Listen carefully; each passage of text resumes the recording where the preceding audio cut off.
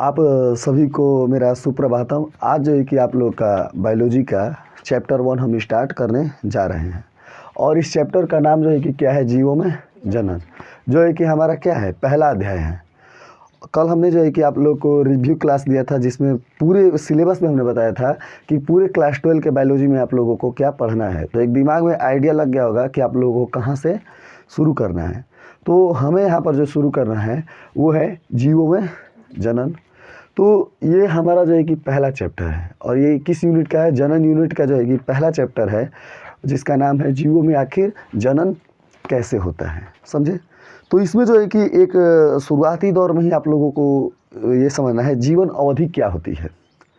जीवन अवधि क्या होती है ये जो है कि आप लोगों को समझना है। तो ध्यान दीजिएगा, आप लोग ध्यान इधर उधर न रहें, बिल्कुल सामने आप लोग का ध्यान रहे। जीवन अवधि किसे कहते हैं, ध्यान देना। तो किसी भी जीव का जन्म से लेकर के और प्राकृतिक मृत्यु तक के बीच के समय को ही हम लोग क्या कहते हैं, जीवन अवधि कहते हैं। क्या कहते हैं, कोई डाउट?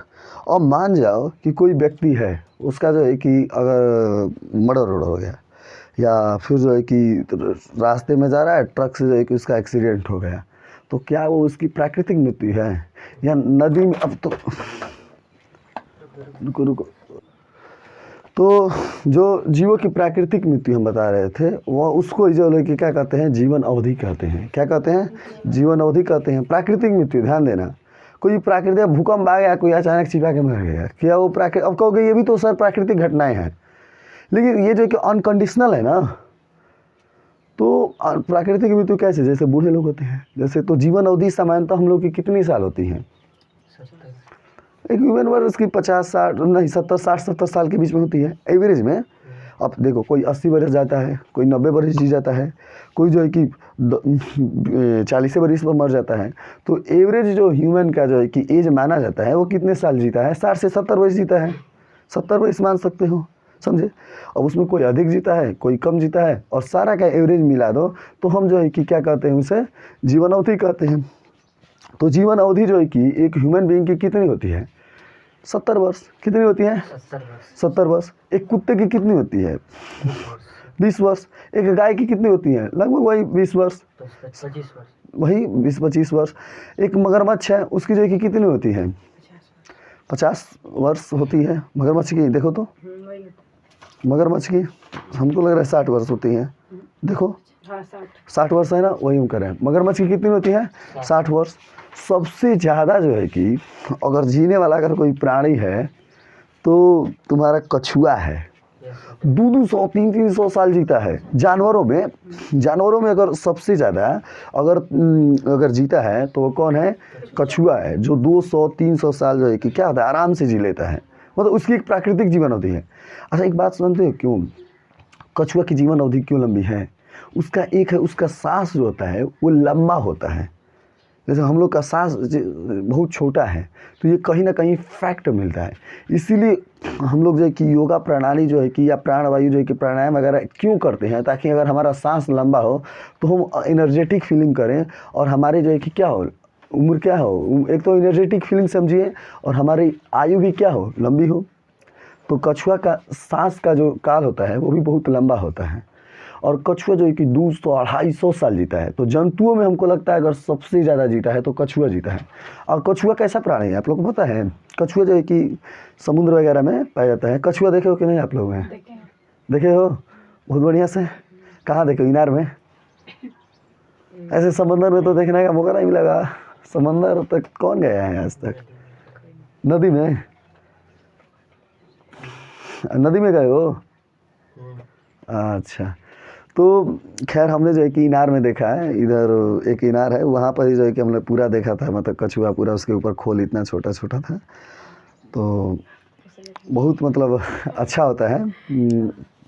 तो सबसे ज़्यादा जो है कि जीवन काल लंबा जो है कि किसका होता है? कछुआ का होता है। यानी कि अगर तू ला दिया कछुआ तो तेरा नाती पनाती मतलब सब कुछ देख लेगा, उसी से मतलब हो जाएगा। एक तोता कितना साल जीता है? देखो 140 साल। कौआ कितना जीता होगा? 15 साल। तो यानी कि एक बात तुम लोग मैटर कर रहे होगे एक बात ध्यान देना इधर सभी लोग, साइज मैटर नहीं करता है जीवन अवधि के लिए। देखो कौवा उतना ही बड़ा है, तोता भी उतना ही बड़ा है कि नहीं? लेकिन तोता कितने साल जी जाता है? 140 साल। साइज वेरी नहीं करता है, यानी साइज ये नहीं तय करेगा कि तुम कितने दिन जियोगे। अब वही देखो कौवा जो है कि 115 वर्ष जीता है, 10 वर्ष 12 वर्ष ऐसे ही जीता है, और उसी साइज का जो है कि तोता कितना वर्ष जीता है? 140 वर्ष। यानी कि अगर एगो पोस लिया आदमी तो उसका 2-3 पीढ़ी आराम से देख लेगी ना, 3 पीढ़ी आराम से देख लेगी, समझे? तो तोता का जीवन काल 140 साल होता है। ये कुछ जीवन काल आप लोग को याद कर लेने हैं, किताब में दिया है। तोता का 140 साल होता है, फिर कौवा को जो है कि वही 10 से 15 साल के बीच में होता है। और जीवन काल प्रायः जो है कि पौधों का बहुत लंबा होता है, समझे? कौन से पौधों का? ध्यान देना, ये जो पौधे हैं आप लोग को हम बता दें, बरगद वगैरह के 500-500 वर्ष पुराना बरगद होते हैं। कुछ बरगद तो स्पेशली जो है कि हज़ार वर्ष भी पुराने हो सकते हैं। लेकिन एवरेज जैसे ह्यूमन का 70 वर्ष एवरेज है ना जीवन अवधि, लेकिन उसमें कोई 90 वर्ष भी जाता है। कोई हमारे गांव में देखो कोई शतक भी लगा लेता है। कोई शतक लगाया है, उसका नाम जानते हो कि नहीं? किसी ने जो शतक लगाया हो?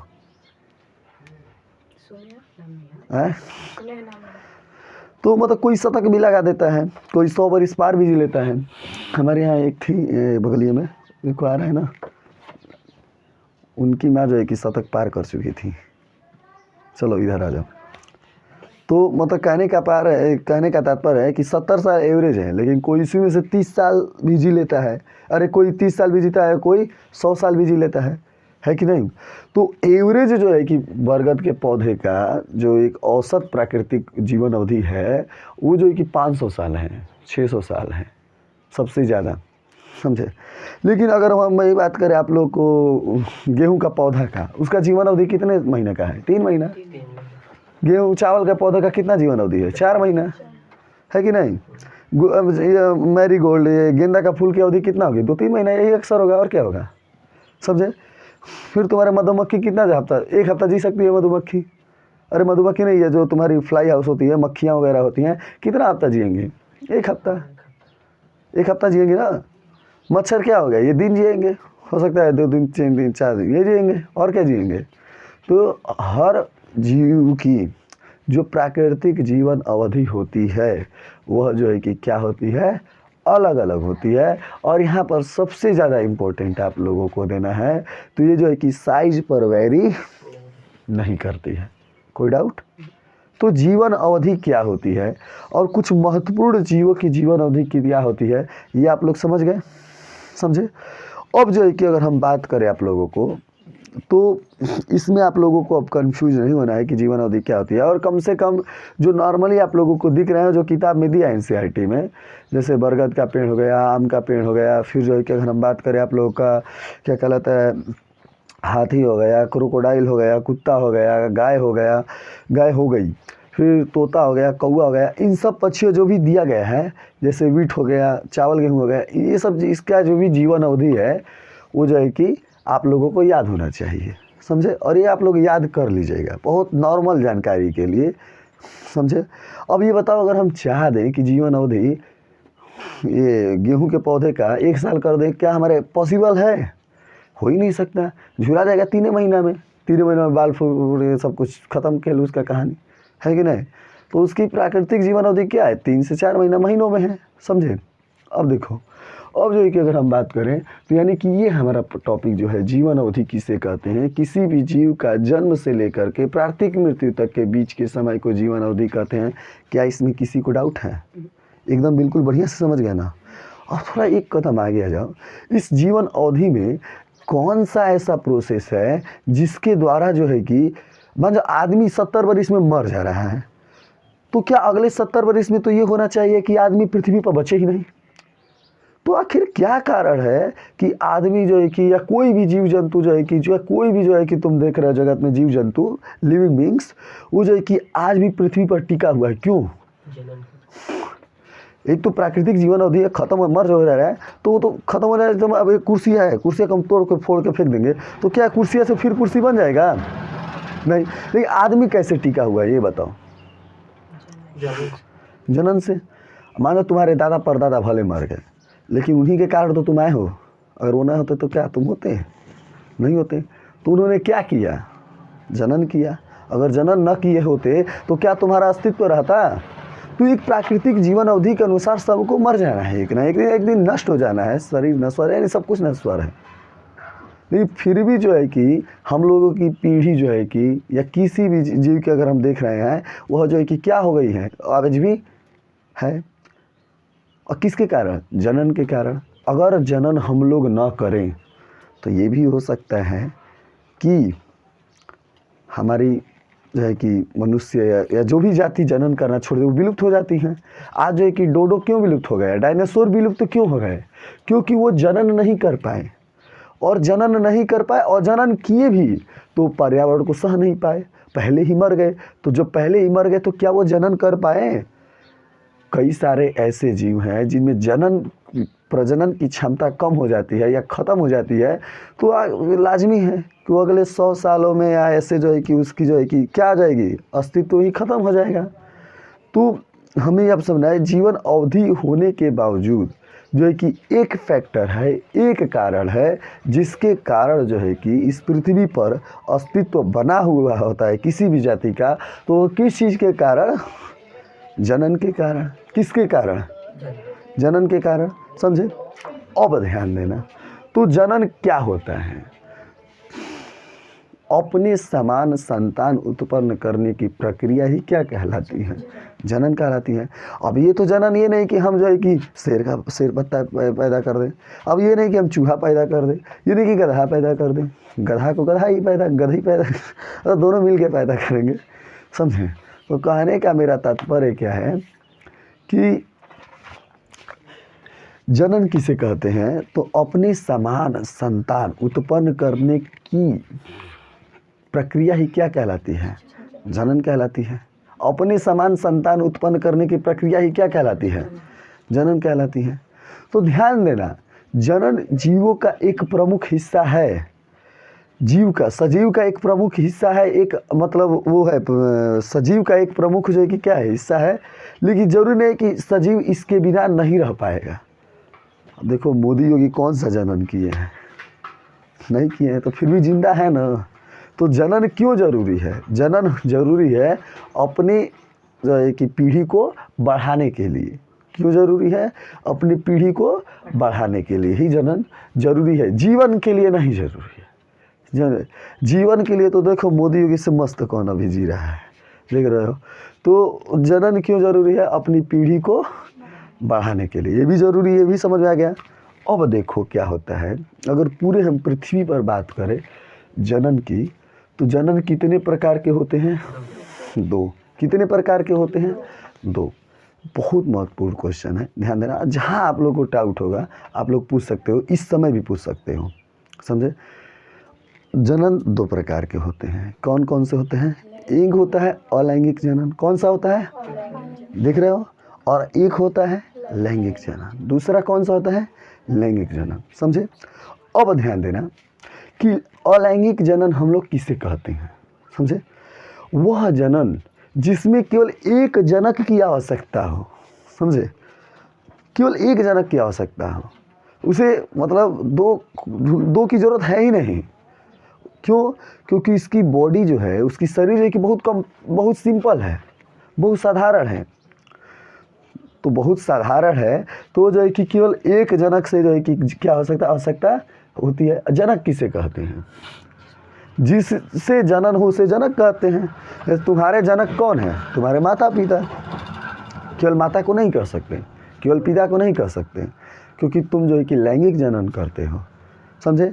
लेकिन अगर वही अड़हुल का फूल काट के अगर हम रख दिए हैं, गाड़ दिए हैं, तो उसे जो है कि हम लोग कहेंगे कि इस फूल से जो है कि हमने लगा दिया है बस।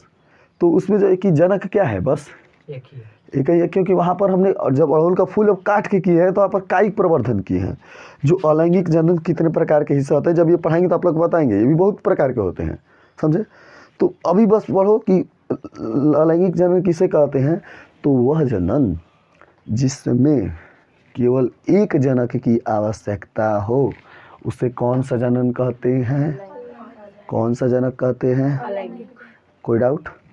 अब इसके उदाहरण जो है कि तुम लोग को हम बताएंगे जितने भी। और अलैंगिक जनन प्रायः कौन करते हैं? जिनकी बॉडी सिंपल होती है। सिंपल बहुत साधारण होते हैं, समझे। लेकिन जिनकी बॉडी बहुत जटिल है, अब बहुत जटिल काम होता है, तो हम एक टीम बना देते हैं, बाबू 2 लोग मिल के करो ये काम, 10 लोग मिल करके काम करो, कहते हैं ना, कहते हैं ना।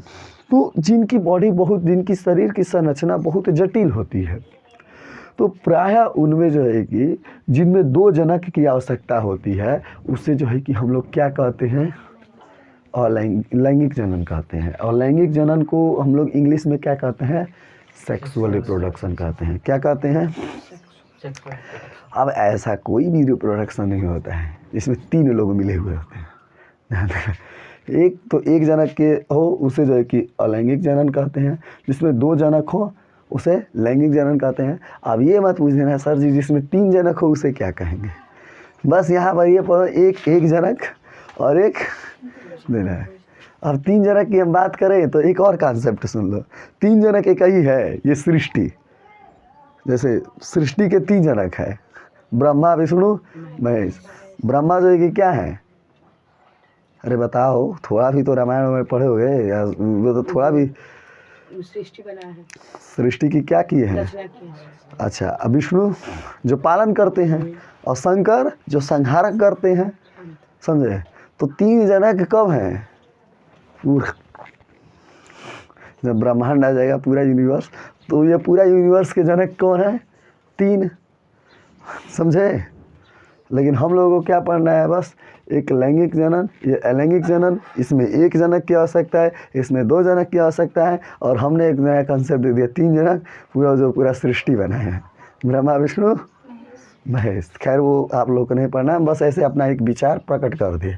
तो लैंगिक अलैंगिक जनन में फ़र्क आ गया। मुख्य फ़र्क क्या है लैंगिक और अलैंगिक जनन में?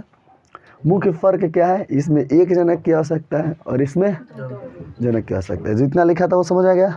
अब जो है कि आगे हम लोग जो है कि इसमें फिर से हम लोग पढ़ेंगे थोड़ा बहुत।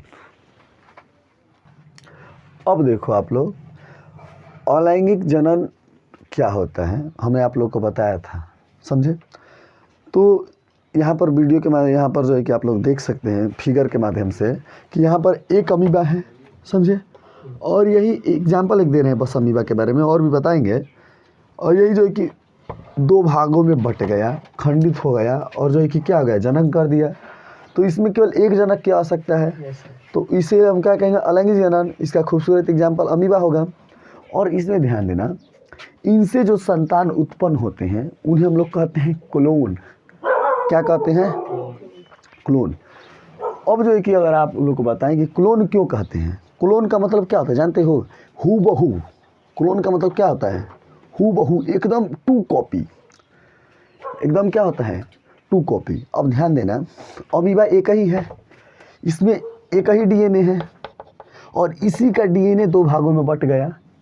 तो इनसे जो संतान उत्पन्न होगा तो एक ही डीएनए ना इसमें भी है, दोनों ये एक ही डीएनए ना बटा है, एक ही डीएनए ना दोनों में बटा है। तो इसमें जो संतान अलैंगिक जनन में उत्पन्न होते हैं वो हूबहू क्या होते हैं? समान होते हैं। क्यों? क्योंकि एक ही डीएनए है, समझे। तो एक बात ध्यान देना, अलैंगिक जनन से उत्पन्न जो जीव भी होते हैं उसे हम लोग क्या कहते हैं? क्लोन कहते हैं। और क्लोन का अर्थ क्या होता है? बिल्कुल 2 कॉपी, हूबहू, समझे।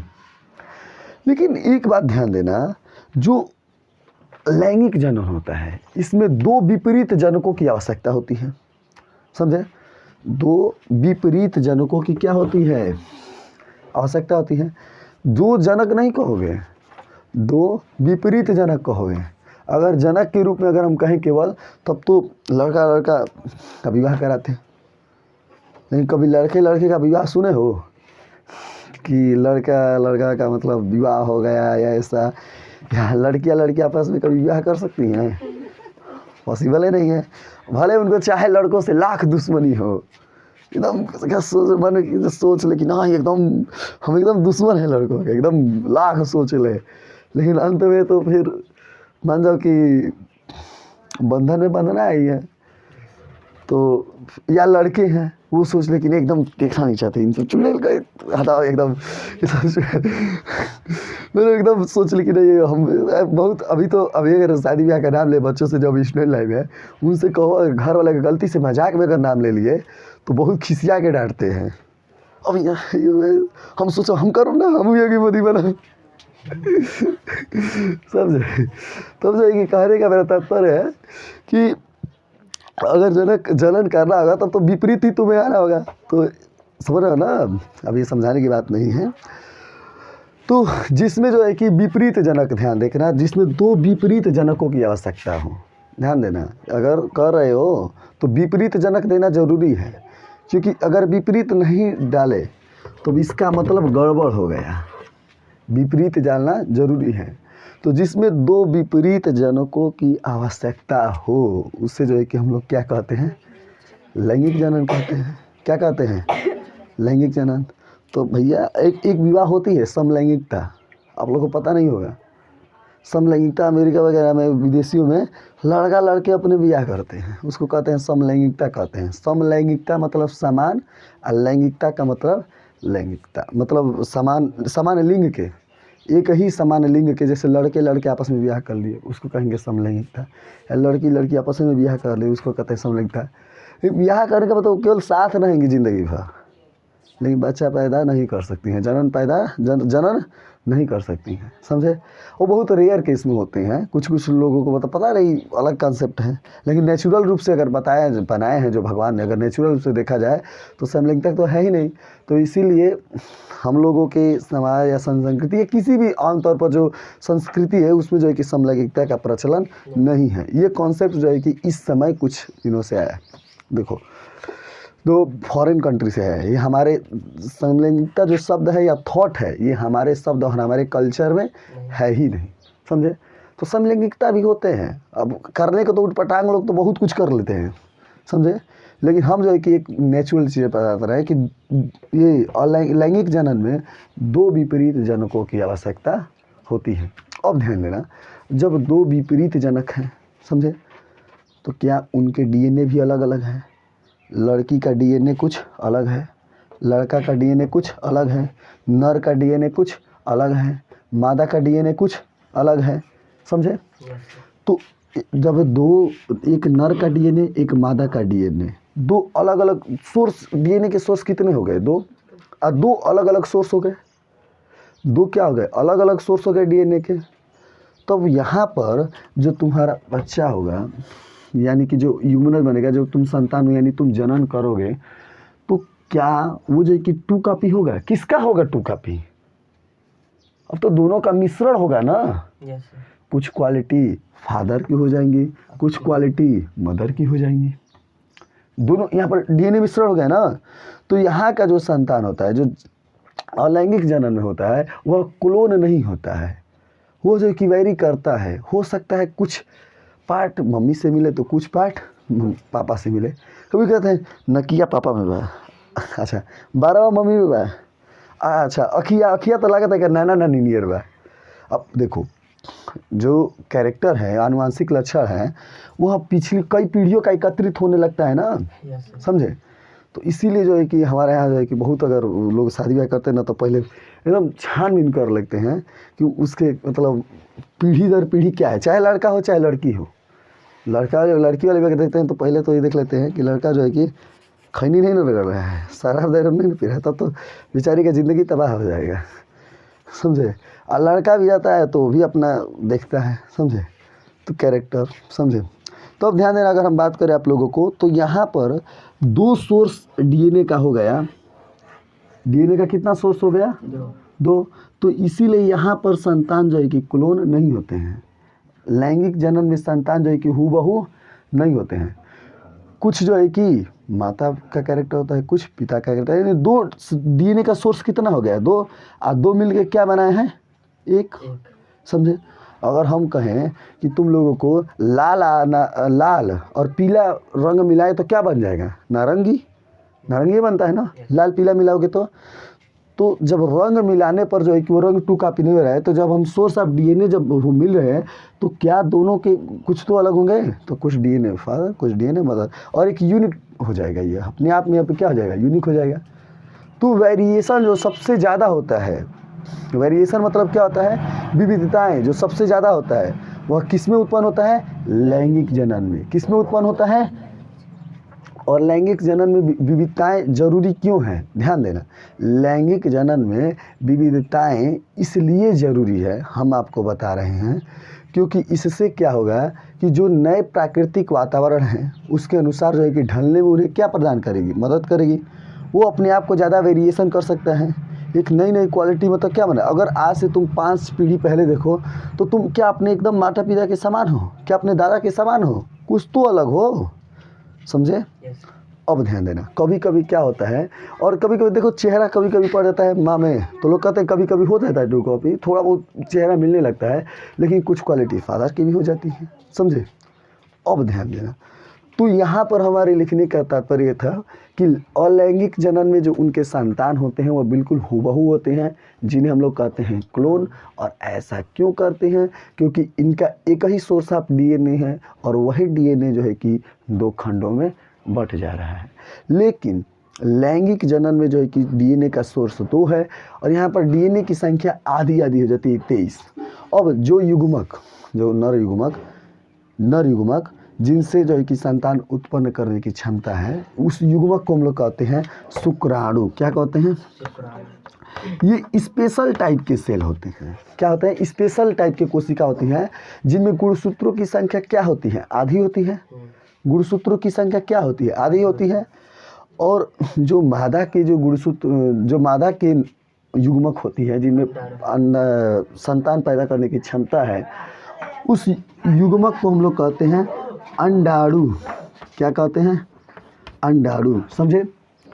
और यह जब शुक्राणु और अंडाणु मिल जाते हैं तो इसको हम लोग कहते हैं क्या, निषेचन। क्या कहते हैं, और इससे जो है कि क्या बनता है, युग्मनज। क्या बनता है, अब यही युग्मनज जो है कि डेवलप्ड करके एक नया संतान उत्पन्न कर देगा।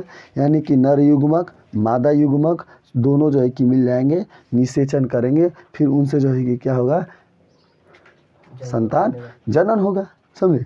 तो यहाँ पर डीएनए का 2 सोर्स हो गया, इसलिए हूबहू यह 2 कॉपी अपने जो है कि समान नहीं होते हैं, समझे। तो इस तरह से आप लोग समझ गए। तो हमारे मानव गुणसूत्र में गुणसूत्रों की संख्या कितनी होती है, 46। लेकिन युग्मक एक ऐसे विशिष्ट प्रकार की कोशिका है जिनमें गुणसूत्र की संख्या क्या होती है, आधी। तो नर को कितने होते हैं, 23, मादा में कितने होते हैं, 23। इसीलिए आप लोगों ने देखा होगा कि एक, इधर ध्यान देना, जो एक अर्धनारीश्वर जो है कि एक भगवान शंकर का आप लोगों ने देखा होगा फोटो, जिसमें आधा जो है कि ऐसे शंकर जी हैं और आधा पार्वती जी हैं, देखो कि नहीं वैसा रूप। यानी कि वो रूप क्या कहना चाहता है कि जो भी जनन होता है या जो भी सृष्टि का निर्माण होता है, उसमें जो है कि आधा हिस्सा जो है कि महिलाओं का होता है और आधा हिस्सा पुरुषों का होता है, समझे। इसीलिए जो है कि हमारे शास्त्रों में महिलाओं को अर्धांगिनी कहा गया है और पुरुषों को जो है कि अर्धांगना कहा गया है, समझे। यानी आधा अंग, यानी आधा हिस्सा, समझे। तो सोचो, हमारे उस समय की संस्कृति को ये पता था, और इसीलिए हमारे यहाँ कॉन्सेप्ट क्या था, अर्धनारीश्वर का कॉन्सेप्ट था। यानी कि आधा जो है कि गुणसूत्र कहाँ से आते हैं, नर से, आधा गुणसूत्र मादा से, और वो दोनों जो है कि पूरा बनाते हैं। और युग्मनज में गुणसूत्रों की क्या संख्या क्या होती है, पूर्ण होती है, 46 होती है, मानव में 46 होती है, समझे। अब जो है कि आगे हम लोग आप लोगों को बताएंगे कि अलैंगिक जनन की विधियां क्या होती हैं, समझे। अब ध्यान देना आप लोग, लैंगिक जनन समझ लिए। जनन 2 प्रकार के होते हैं, लैंगिक जनन और अलैंगिक जनन। लैंगिक जनन के क्वालिटी और लैंगिक जनन के क्वालिटी भी समझ गए कि उनके जो है कि संतान क्लोन होते हैं, और हमारे संतान जो है कि जो अलैंगिक जनन को तो बहुत वैरी करते हैं, समझे। अब समझना है कि अलैंगिक जनन की विधियाँ क्या होती हैं, समझे। अलैंगिक जनन में भी तो कई विधियाँ हैं, समझे। तो पहला विधि हो जाती है द्विविभाजन। इसे हम लोग हिंदी में, इंग्लिश में कहते हैं बाइनरी फिजन। क्या कहते हैं, बाइनरी फिजन, ध्यान से ना। तो द्वि का मतलब कितना होता है, 2। विभाजन का मतलब होता है बंटवारा। तो जब किसी भी ऐसा जीव जो है कि दो भागों में बट करके जनन करता है, समझे, जिसके शरीर दो भागों में बट जाते हैं और वो जो है कि एक नए जीव का निर्माण कर लेते हैं, सेम वही जो है कि सेम संतान मतलब बन जाते हैं, उसी जो है कि हम लोग क्या कहते हैं, द्वितीय विभाजन कहते हैं। जैसे इसका खूबसूरत नहीं, खूबसूरत तो नहीं, मतलब इसका बेस्ट एग्जाम्पल या बढ़िया एग्जाम्पल जो आप लोग को हम बता देते हैं, वो जो है कि क्या हो जाएंगे, अमीबा, फिर क्या हो जाएंगे, बैक्टीरिया, मतलब वो जीव जो सामान्यतः क्या होते हैं, सूक्ष्म जीव होते हैं जो तुम्हारी नग्न आँखों से नहीं दिखाई देते हैं, जैसे अमीबा हो गया, जैसे बैक्टीरिया हो गया, जैसे यूग्लिना हो गया, और जितने भी प्रोटोजोआन हो गया। प्रोटोजोआन क्लास 11 में आप लोगों को पढ़ाया गया होगा, प्रोटोजोआन किसे कहते हैं। तो जितने भी सिंगल सेल लगभग ये सारे होते हैं, तो अमीबा, बैक्टीरिया, यूग्लिना और जितने भी प्रोटोजोआन हैं जो सिंगल सेल होते हैं, उनकी जो बॉडी दो भागों में बट जाती है और ऐसे जो है कि अलैंगिक जनन करते हैं, उन्हें जो है कि हम लोग क्या कहते हैं, द्विविभाजन कहते हैं। क्या कहते हैं? अब आप लोग देख रहे हो कि ये जो है कि क्या है, एक जीव है, समझे। अब जो है कि अपने जीवन काल में प्राय जब अंत में आता है तो ये जो है कि क्या होता है, दो भागों में बट जाता है और जनन करता है, समझे। बीजाणु जनन क्या होता है, इसे हम लोग इंग्लिश में कहते हैं स्पोरोजेनेसिस। क्या कहते हैं? स्पोरोजेनेसिस। क्या कहते हैं? तो इसमें क्या होता है, इसमें ये जो देख रहे हो प्लांट और ये दिख रहा है फल, ये जो दिख रहा है, इसमें बीजाणु एकत्रित होते हैं। क्या एकत्रित होते हैं इसमें? बीजाणु। क्या एकत्रित होते हैं? बीजाणु। क्या एकत्रित होता है इसमें? और यही बीजाणु जो है कि जब परिपक्व होकर के अलग हो जाते हैं और वो जो है कि क्या करते हैं, जनन करते हैं। क्या करते हैं? जनन करते हैं। और इसका बढ़िया एग्जाम्पल है, एक एक एग्जाम्पल सबका याद कर लेना, कम से कम एक एक एग्जाम्पल। और इसका एग्जाम्पल है पेनिसिलियम। इसका एग्जाम्पल क्या है? पेनिसिलियम। लिख लेना, एक एक एग्जाम्पल कम से कम एक सबका याद कर लेना। पेनिसिलियम, इसका एग्जाम्पल क्या होता है? बीजाणु से जो जनन का होता है, समझे। एक होता है मुकुलन, समझे, बडिंग। अब बडिंग का जो है कि अगर बात करें आप लोगों को, तो जनक के शरीर से मुकुल निकलता है। जनक के शरीर से क्या निकलता है? एक पार्ट निकलता है, जैसे एक उभाग निकलता है। जैसे ये देखो, ये हो गया, ये अमीबा हो गया और इसके कई शाखाएं हैं, है ना। ये जो पार्ट होता है इसे मुकुल कहेंगे, समझे। ये जब क्या होता है कि इसके शरीर से अलग हो जाता है, समझे, और फिर एक नया जनक का निर्माण करते हैं, उसे जो है कि हम लोग क्या कहेंगे? क्या कहेंगे? मुकुलन। क्या कहेंगे? और मुकुलन का जो है कि बेस्ट एग्जाम्पल कौन है? हाइड्रा। कौन है? हाइड्रा। तो जनक के शरीर से मुकुल निकलता है और यह शरीर से अलग होकर फिर एक हाइड्रा का निर्माण करता है। वह जो है कि क्या होता है, ऐसी विधि को हम लोग क्या कहते हैं? मुकुलन। यानी जो मुकुल से जनन करे उसे ही हम क्या कहते हैं? क्या कहते हैं? और इसका बेस्ट एग्जाम्पल क्या होता है? इसका बेस्ट एग्जाम्पल क्या होता है? हाइड्रा। समझ गए। तो इस तरह से आप लोगों ने तीन देखा अलैंगिक जनन की विधियाँ। एक होता है द्विविभाजन, एक होता है स्पोरोजेनेसिस, एक होता है मुकुलन। द्विविभाजन का एग्जाम्पल बहुत बढ़िया, अमीबा, बैक्टीरिया, एंटा अमीबा, और फिर जो है कि आप लोगों को बता दे वो आल प्रोटोजोआन और यूग्लिना, ये सब है। और बीजाणु जनन का बेस्ट एग्जाम्पल पेनिसिलियम है। मुकुलन का बेस्ट एग्जाम्पल कौन है? हाइड्रा है। दो और जो है कि अलैंगिक जनन की विधियाँ महत्वपूर्ण हैं, एक है खंडी भवन और एक है पुनरुद्ध भवन। वो भी जो है कि अभी हम लोग देखते हैं। अब देखो, अलैंगिक जनन की दो और विधियाँ जो है कि आप लोगों को पढ़ना है। एक है पुनरुद्ध भवन, जिसे हम लोग कहते हैं रीजेनरेशन। क्या कहते हैं? अच्छा, इसका सबसे बेस्ट एग्जाम्पल है प्लेनेरिया, जो एक समुद्री जीव है। प्लेनेरिया जो है कि बेस्ट एग्जाम्पल है। ध्यान देना, इसमें क्या होता है, जीवों के कटे हुए भाग जो है कि जो संतान उत्पन्न करने की प्रक्रिया, उसे कहते हैं क्या? पुनरुद्ध भवन। जैसे मान जाओ, अगर पुनरुद्ध भवन की प्रक्रिया अगर हम लोगों में होती, तो मान जाओ इसका हम सर काट दिए, तो ये फिर एक नया जो है कि क्या बना देगी? स्वाति बना देगी, समझे। फिर जो है कि मान जाओ मतलब इसका पूरा हाथ काट दिए, वो भी एक नया मतलब साथी बना देगी, मतलब जो भी है, समझ रहे ना। जैसे रावण का सिर काटते थे, वो नया सिर आ जाता था कुछ कुछ। लेकिन वो जो है कि केवल प्रक्रिया किस में पाई जा रही है, केवल सर में पाई जा रही है ना। लेकिन अगर प्लेनेरिया है ना, तो उसका सिर काट दिए ना, अगर प्लेनेरिया की अगर क्वालिटी है, प्लेनेरिया का अगर सिर काट दिए, देखो आँख काट दिए, वो नया प्लेनेरिया बना दिया। ऐसे लोगों का मर्डर करो ना है, बताओ। प्लेनेरिया को अगर यहाँ से काटोगे तो एक नया प्लेनेरिया बना देगा, यहाँ से काटोगे नया प्लेनेरिया बनेगा, यहाँ से काटोगे कहीं से भी। यानी इसके शरीर को अगर तुमने 500 टुकड़ों में बांट दिया, 500 टुकड़ों में अगर काट दिया, तो 500 प्लेनेरिया बन गया फिर से। सोचो, तो जो अपने कटे हुए भाग से ही संतान उत्पन्न कर ले, उसे जो है कि क्या कहते हैं, पुनरुद्भवन। और सामान्यतः ये छिपकली में पाया जाता है, लेकिन उनके केवल पूंछ में पाया जाता है। अगर छिपकली का पूंछिया काट देना, फिर जो है कि हफ्ता भर में उगाएगा, समझे। तो सोचो पुनरुद्भवन अगर कोई मांग लिया पुनरुद्भवन का, जैसे क्या कहलाता है, महिषासुर का क्या वरदान था कि वो जहाँ जहाँ से रक्त गिरेगा वहीं वहीं से एक और महिषासुर आ जाएगा, ऐसा था कि क्या था, पता नहीं उसका कौन सा है। चलो वो कॉन्सेप्ट थोड़ा हम भूल रहे हैं, तो उसके बताना ही व्यर्थ है। लेकिन एक कॉन्सेप्ट तो पता है कि प्लेनेरिया पुनरुद्भवन का अगर सबसे बढ़िया एग्जाम्पल मिलता था रावण के सिर में। रावण का सिर काटते थे और वो नया सिर उगाता था, रीजनरेशन।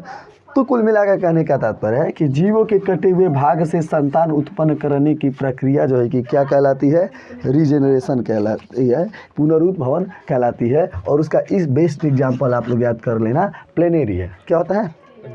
अब देखो, यही कामवा जब जंतु में होगा तो उसे पुनरुद्भवन कहेंगे, यही काम, यही प्रोसेस जब पौधों में होगा तो उसे खंडी भवन कहेंगे, समझे। यही काम है। जैसे स्पाइरोगैरा, इसका बेस्ट एग्जाम्पल है स्पाइरोगैरा, समझे।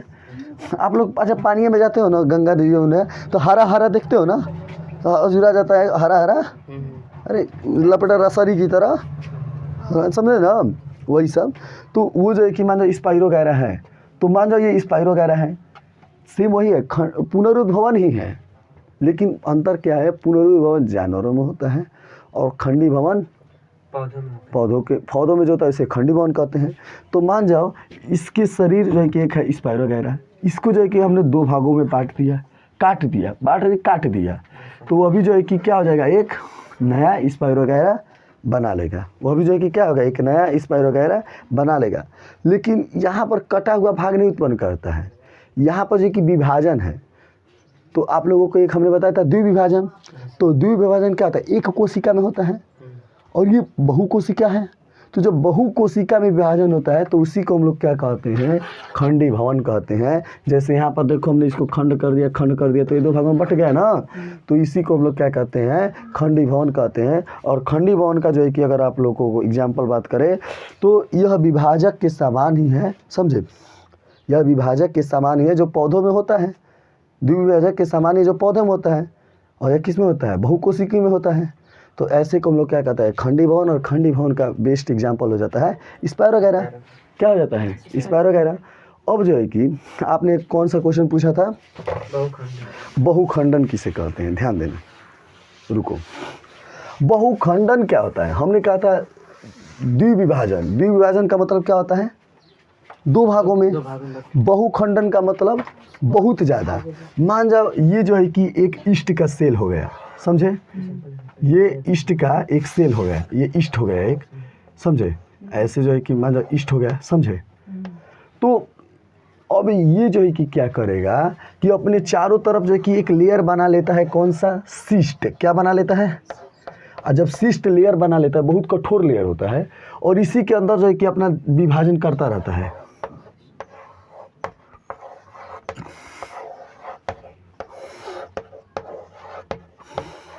हो गया। जब ये सिस्ट टूटेगा तो इसमें से जो है कि बहुत ज़्यादा खंड में, यानी बहुत ज़्यादा जो है कि क्या निकल जाएंगे तुम लोगों को, क्या हो जाएगा, बहुत ही ज़्यादा ईस्ट निकलेंगे। यानी एगो ईस्ट कितना बना दिया, हज़ारों बना दिया, 500 बना दिया, हम बनाए हैं कम, सैकड़ों बना दिया। यानी एक ही ईस्ट से कितना, एक ही बार जनन हो गया, बहुत सारा।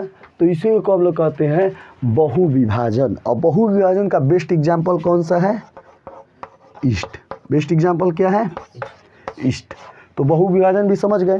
यानी अलैंगिक जनन की 5 विधियाँ। पहला द्विविभाजन का बैक्टीरिया अमीबा। दूसरा आप लोगों को क्या बताया था?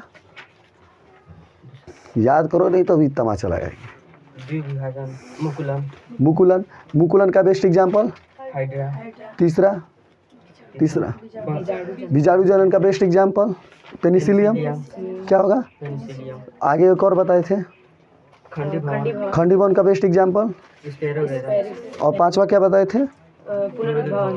पुनरुद्भवन का बेस्ट एग्जाम्पल? प्लेनेरिया। कल जो है कि इन सब का जो है कि बेस्ट एग्जाम्पल प्लेनेरिया होता है। कौन सा किसका बेस्ट एग्जाम्पल? अलैंगिक जनन की 5 विधियाँ। लैंगिक जनन, अलैंगिक जनन की क्वालिटी क्या है? क्लोन क्यों जो है कि क्लोन जो है कि संतान क्यों उत्पन्न होते हैं अलैंगिक जनन में? यह सब जो है कि आप लोगों को हमें बता करके लिख करके आना है। चलते हैं। जय हिंद जय भारत। कल से जो है कि आप लोग का हम कायिक प्रवर्धन के बारे में पढ़ाएंगे। ओके, जय हिंद जय भारत।